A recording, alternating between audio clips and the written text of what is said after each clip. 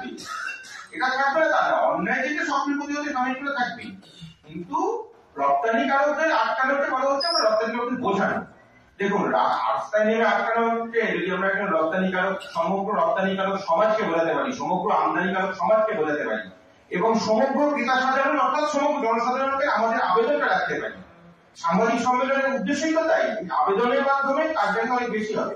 এই সাংবাদিক সম্মেলনে এই যে আমরা এই তথ্যগুলো, যুক্তিগুলো দিচ্ছি, এটা যদি কালকে পৌঁছে যায় 5 কোটি লোকের কাছে, 12 কোটি লোকের মধ্যে 5 কোটি লোক সংবাদপত্র পড়েন না, ইলেকট্রনিক মিডিয়া ভিত্তিতে হয়তো আরো বেশি, এই 5-7 কোটি লোকের কাছে এই তথ্যটা, এই যুক্তিটা, আমাদের যুক্তিটা যদি পৌঁছে যায়, আমাদের আবেদনটা যদি পৌঁছে যায়, তাতে বিরাট এফেক্টটা হবে স্বতঃস্ফূর্ত বয়কট, সেটা একটা বড় শক্তি।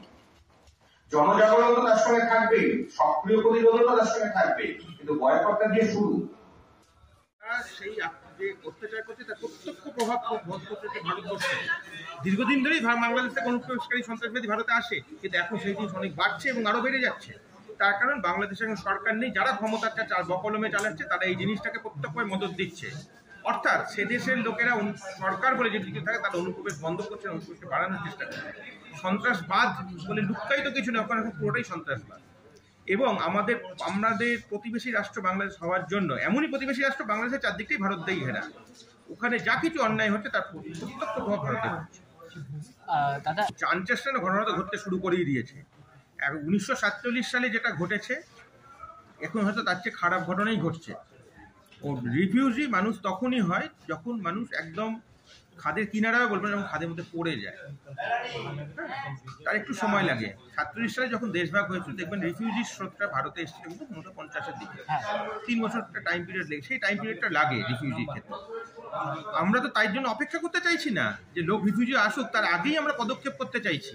এবং এটা মাথায় রাখতে হবে, আমাদের একটা প্লাস পয়েন্ট আমাদের অর্থনীতি। এখন বাংলাদেশের অর্থনীতি ভারতের হাতে। অর্থনীতি, একটা মানুষের শরীরকে যদি ধরা হয়, গোটা রাষ্ট্রের শরীর, তার অর্থনীতি হচ্ছে তার ফুসফুসটা ভারতের হাতে। আমরা হাতে মারবো না, ফুসফুসটা চেপে ধরি না, আমরা হাতে করার জন্য একটা লাগাতার লড়াই চলবে, সেটা আলাদা বিষয়। কিন্তু অন্তত বয়কট করে অত্যাচারটা।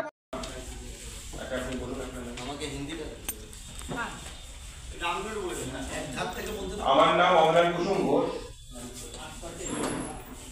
স্বস্তিক শর্মা, নারায়ণ চন্দ্র পণ্ডা, দক্ষিণবঙ্গের সহ সমন্বয়ক, শিশুপদীপ চ্যাটার্জি, সকলের প্লস এখন স্বদেশী জাগরণ মঞ্চের প্রান্ত সংগঠনের দায়িত্ব।